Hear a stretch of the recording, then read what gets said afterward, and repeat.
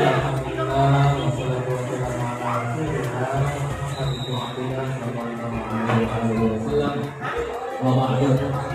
Bapak Ibu yang berbahagia, kita hari ini dipertemukannya di ruangan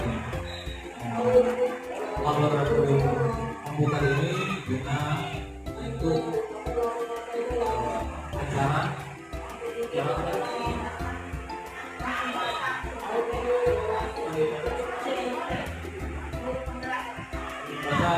guru penggerak yang kita ketahui bahwa rekan kita Ibu Indah salah satu guru penggerak yang tahap dulu. Maka dari itu mari kita buka dulu acara ini dengan lafaz basmalah. Bismillahirrahmanirrahim. Jadi acara selanjutnya kita akan mendengarkan paparan materi dari Ibu Indah selaku guru penggerak pada yang kita dipersilakan.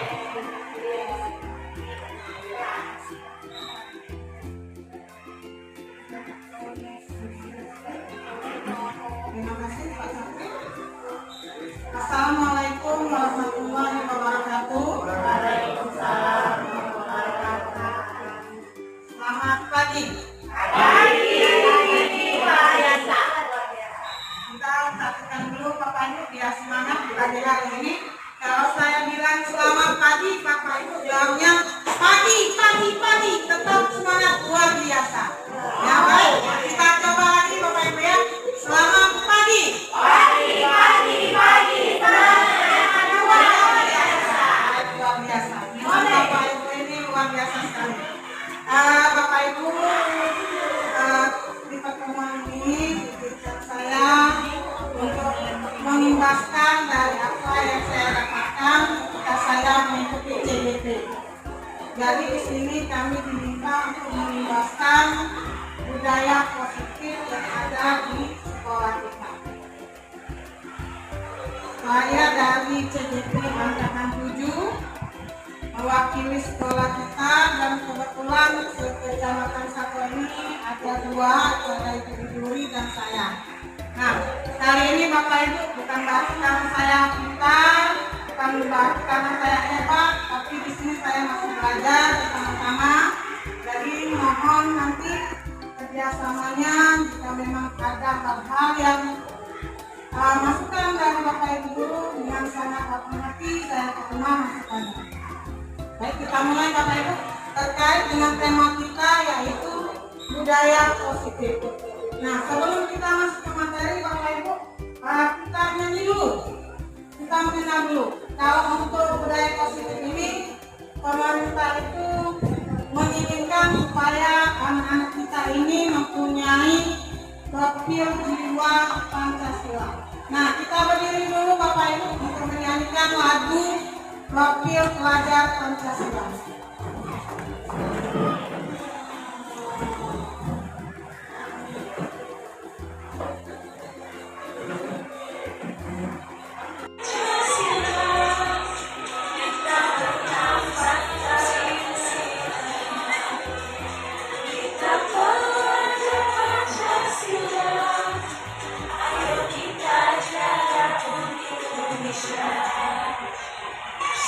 Kita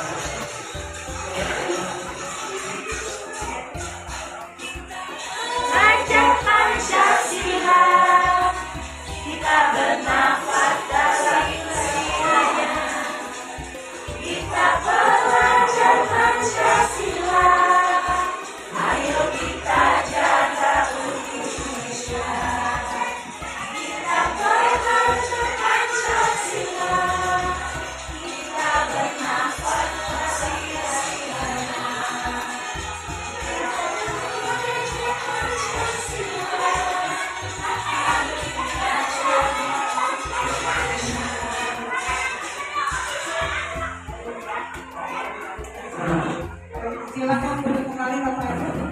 Kita tepuk tangan dulu untuk melakukan hari ini.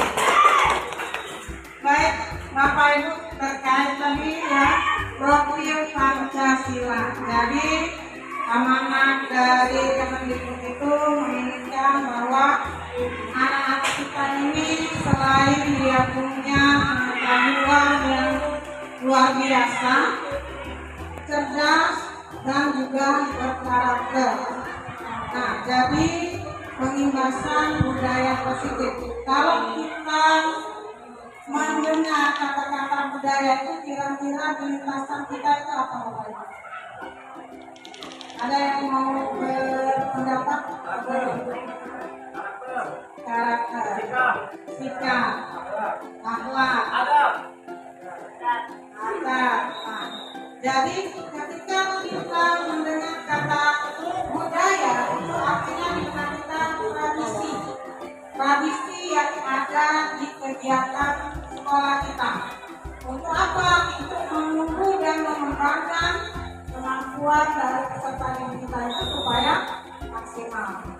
Nah, dalam menerapkan budaya positif ini, Bapak Ibu, ada 6 hal yang harus kita perhatikan. Yang pertama yaitu Bapak Ibu, perubahan paradigma respon stimulus. Ya. Yang kedua, konsep disiplin positif.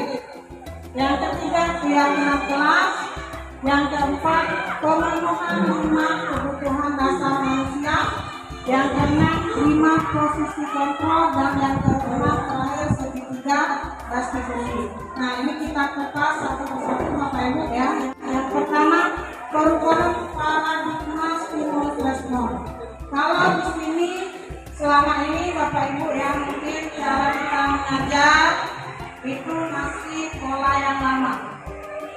Mungkin bukan hanya Bapak Ibu, termasuk saya juga, mungkin selama ini guru yang tidak mau mengupdate diri mungkin ya. Dan mungkin saya juga tipe guru yang malas-malasan dan hanya step udahlah begini-begini aja. Tapi untuk sekarang ini Bapak Ibu guru kita diminta untuk mengubah. Kalau tidak kita siapa lagi? Jadi kita guru yang mengubah dulu mindset kita, bahwa kita bisa menciptakan anak-anak yang berkarakter, yang mempunyai akhlak yang cerdas dan juga dapat kita banggakan baik itu di sekolah, di lingkungan rumah ataupun di lingkungan masyarakat nantinya. Itu perubahan mindset dulu, paradigmanya. Ya, ketika kita sudah mengubah mindset dan dalam penerapannya, mungkin nanti ada yang tidak berjalan secara lancar. Mungkin ketika penerapannya akan ada menghadapi kendala. Misalnya siswa itu melakukan penyimpangan ketika di dalam kelas. Nah, jika dia melakukan penyimpangan di dalam kelas, artinya kita harus ada apa? Kembali ke poin kedua, yaitu pendisiplinan.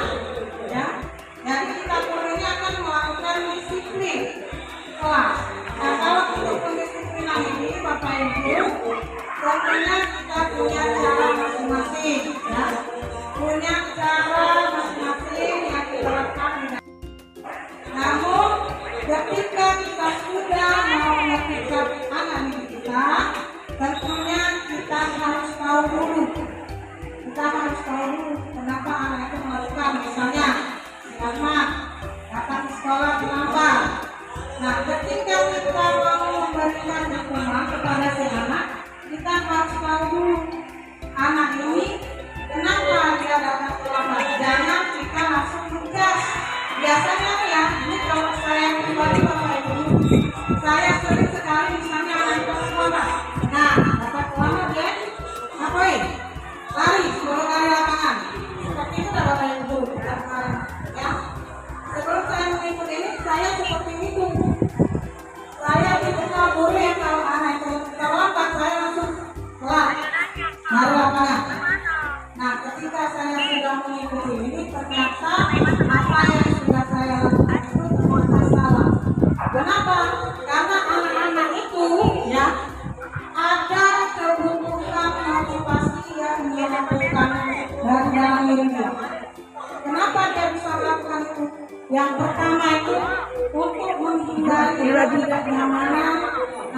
berapa? hanya untuk sekedar menerima hukuman. Jadi kalau si Ahmad tadi terlambat, saya bilang, kamu pusat, biar dia ngambil aman saja, ya sudah dilakukan. Tanpa kita ketahui sebetulnya latar belakang si anak itu kenapa dia datang terlambat. Ya sudah, balik kecil Lalu, berarti. apa motivasi yang kedua? Yaitu mendapatkan ketimbalan atau penghargaan. Mungkin ada anak-anak kita juga yang berarti kalau seandainya dia datang, saya mau datang cepat, mungkin saya mau dapat ini diakui sama gurunya, atau mungkin nanti saya dapat hadiah dari gurunya ya. Nah, mungkin itu adalah salah satu motivasi yang terdapat di dalam diri anak itu. Lalu yang ketiga yaitu untuk mereka merasakan bahwa mereka itu dihargai. Saya ini dihargai Bu. Boleh ada Bapak Ibu kita marahin anak itu ketika ada itu berada di depan kelas, rame-rame, ada anak, ada siswa, teman-temannya, terus kita marah-marah. Biasanya kita ini kan kalau sudah marah tidak meningkat kondisi tempat. Kalau mau marah langsung mau marah saja ya Bapak Ibu ya. Nah ternyata anak itu dia juga punya ada rasa untuk dihargai, untuk dihormati, dan juga saja ternyata ya kita dewasa saja kalau seandainya kita dimarahi di depan orang merasa tidak enak, apalagi siswa itu hatinya itu lembut ya, dia merasa dia melakukan kesalahan, maka kita sebagai guru pun akan menempatkan posisi kontrol kita. Nah, di sini posisi kontrol tadi seperti yang saya bilang. Kalau untuk posisi kontrol ini dia ada 4. Ya, yang pertama itu sebagai penghukum. Tahu penghukum apa itu? Ya, kita ada lagi nanya sama tadi yang kayak saya bilang. Anak salah, kamu langsung ya keliling lapangan. Nah, itu posisi kita guru sebagai penghukum. Ya, kita nggak mau tahu alasan anak itu datangnya terlambat apa. Kita langsung saja menjelaskan anak ini salah. Sudah, kamu harus keliling lapangan. Itu posisi kita dulu. Lalu posisi yang kedua yaitu sebagai teman. Ya, jadi kita guru ini juga bisa sebagai temannya. Ketika anak itu terlambat, kita posisikan misalnya anak itu terlambat. Biasanya kalau guru yang memposisikan dirinya sebagai teman, dia akan nada bicaranya sesuai rumput. Misalnya kayak si Ahmad tadi terlambat, jadi kita nadanya enggak yang seperti penghukum, nadanya tinggi, tapi kalau sebagai teman ini kita akan lebih santai. Kenapa Mak kamu datang terlambat? Oh jangan diulangi lagi tanya. Nah itu posisi kita sebagai teman. Nah lalu posisi kita yang ketiga yaitu sebagai pemantau. Jadi kita hanya melihat dulu nih. Kita lihat dulu anak itu misalnya datang udah terlambat. Kita lihat dulu nih anak kira-kira mau ngapain ya. Dia mengaku nggak nih kesalahannya atau bagaimana. Nah jadi kita lihat dulu situasinya. Baru kita panggil si anak. Ada nggak? Kenapa lah kamu ini? Kata dengan nada yang datar, yang ada jarak antara si anak dan si guru. Jadi anak pun akan merasa takut untuk mengutarakan isi hatinya itu kenapa dia terlambat. Nah posisi yang keempat itu posisi manajerial. Nah posisi manajerial ini kita sebagai guru menganggap bahwa anak itu dia bisa memberikan solusi dari masalahnya itu. Jadi bukan kita yang menghukum, bukan kita yang nak kamu harus ngambil sampah, harus begini, enggak. Tapi kita tanyakan ke anaknya. Jadi di sini kita ini ibaratnya memanage anak itu supaya dia tahu dulu kamu salahnya di mana nak. Nanti anak itu akan merespon, oh saya salahnya begini Bu. Lalu apa nak yang akan kamu lakukan? Nanti dia sendiri akan memberikan solusinya. Nah ini posisi di manajerial. Nah setelah kita mengetahui posisi diri kita, maka untuk menindaklanjutinya kita buat keyakinan kelas. dia harus tahu dulu keyakinan kelas itu kesepakatan yang ada di dalam kelas kita. Misalnya tadi anak itu terlambat, kita tanyakan lagi, nah kamu tahu nggak kesepakatan kelas kita itu apa? Nanti dia jawab tahu misalnya. Nah kita harus membuat role modelnya itu atas kesepakatan bersama, bukan kita sendiri yang menentukan, tapi beri anak itu kebebasan untuk mengeluarkan ide-idenya ketika berada di dalam kelas. Bisa nanti Bapak Ibu misalnya membuat papan untuk gagasan ide di kelas, bisa. Jadi ketika sebelum masuk ke kelas, buat dulu kesepakatan kelas hari ini mau apa? Apakah hari ini misalnya setelah mengerjakan tugas kalian tidak boleh jalan-jalan, buat bistik note, nanti tempel. Nah itu jadi kesepakatan kelas. Jadi kesepakatan kelas itu tidak mesti yang susah-susah, tapi simple bisa dilaksanakan. Nah kalau tidak kesepakatan kelas dilakukan, anak juga masih melanggar, maka kita tentu akan ada yang namanya pemecahan masalah. Nah pemecahan masalah ini melalui segitiga restitusi ya Bapak Ibu. Apa itu segitiga restitusi? Nah ini juga saya baru dengar bahwa ketika ada permasalahan di kelas, ternyata kita dapat memecahkan permasalahan itu dengan segitiga restitusi. Jadi segitiga ini posisi di mana anak itu ketika dia melakukan kesalahan, dia dapat memperbaikinya, dia dapat mencari solusinya, dan lalu dia dapat kembali ke kelompok belajarnya sendiri. Nah, tahapannya bagaimana Bapak Ibu? Itu ada 3. Yang pertama kita menstabilitaskan identitasnya dulu. Jadi kalau dia salah, kita panggil dulu si anaknya. Jangan serta-merta kita, nah kamu salah ya, kita main tunjuk. Nah itu sudah down. Mental si anak itu sudah down. Jadi kita panggil dulu, kita ajak dulu. Kenapa nak? Kamu tadi di sini, kamu melakukan itu, kenapa? Kita tanya dulu. Jadi kita stabilitaskan dulu identitasnya. Yang kedua, baru kita lakukan pola yaitu mengadakan solusi buat dia sendiri. Apa? Kamu tadi salahnya seperti itu, kamu meyakini. Nah sekarang solusinya apa? Kita tanyakan ke anaknya. Itu segitiga restitusi. Jadi bukan kita juga yang meminta anak itu mengerjakan permintaan yang benar. Yang ketiga baru nanti setelah dia tahu posisi dia salah, dia akan menjalankan tanggung jawab dari apa yang sudah dia salah tadi, dia perbaiki sendiri seperti itu.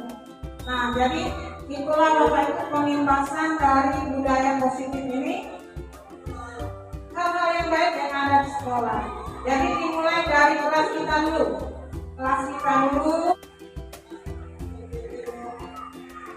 Kita kasih hapus dulu.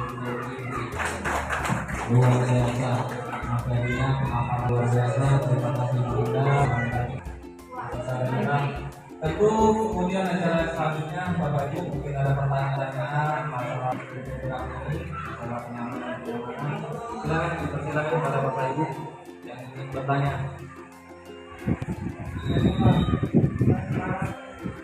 Silakan. Oh ya, silakan.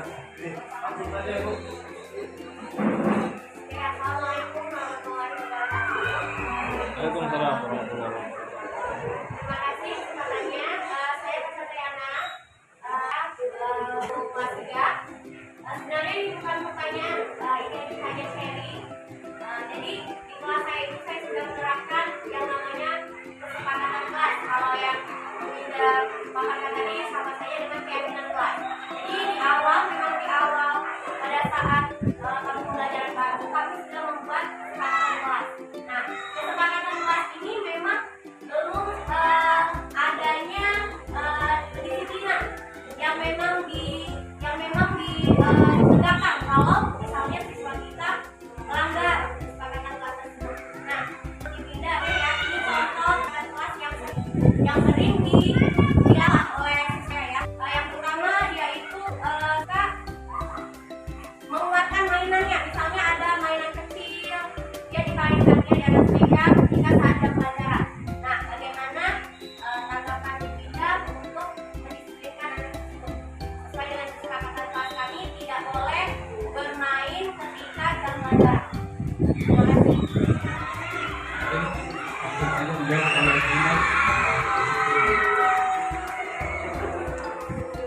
Terima kasih Ibu Esa. Jadi itu tadi anak-anaknya bermain ya, padahal kesepakatannya tidak boleh main ya. Saya tanya dulu Bu Esa, mainnya itu mainan apa yang dia keluarkan itu? Contohnya mainan yang misalnya yang dia buat sendiri dari batu-batan kertas, dicontoh bunyi, yang buat itu satu. Terus kedua mungkin ada yang permainan yang lagi kekinian, yang di sekolah yang dibelinya ketika jam pelajaran ada apa istirahat di bawahnya, yang dimainkan juga permainannya. Ya. Baik, artinya mainannya itu mungkin berfaedah ya. Kalau di dalam kelas ini mungkin kalau menurut saya ini kita bisa, karena kita sudah ada kesepakatan di awal bahwa ketika di jam kelas kamu tidak boleh bermain. Itu sudah katakan. Artinya kita sudah membuat komitmen dengan si anak. Jadi kalau si anak melanggar, kita boleh mendisiplinkannya dengan tegas. Misalnya, biasa ambil saja mainannya.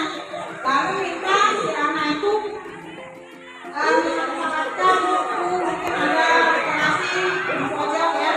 Nah, kita anak itu untuk membaca. Jadi jangan sampai hukumannya berupa fisik dari saya, karena memang kita guru ini ada undang-undang perlindungannya.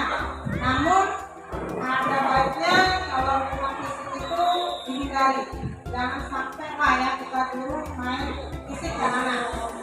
Selagi anak itu bisa kita arahkan, bukan terapi. Jadi kalau memang sudah kesepakatan, sudah komitmen, kita jalankan. Kita saja mainannya, kita jalankan itu untuk misalnya operasi pojokan.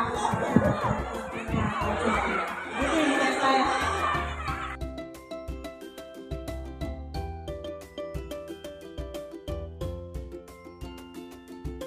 Kita tutup dulu acara ini dengan kalimat takbir. Akan berbicara lebih lama ini. Saya moderator, mohon maaf. Wassalamualaikum warahmatullahi wabarakatuh.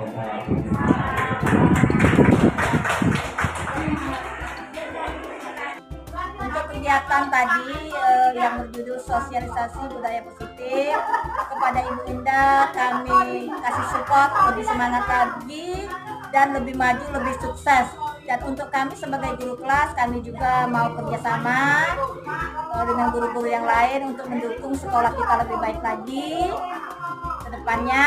Dan untuk Ibu Indah sukses selalu.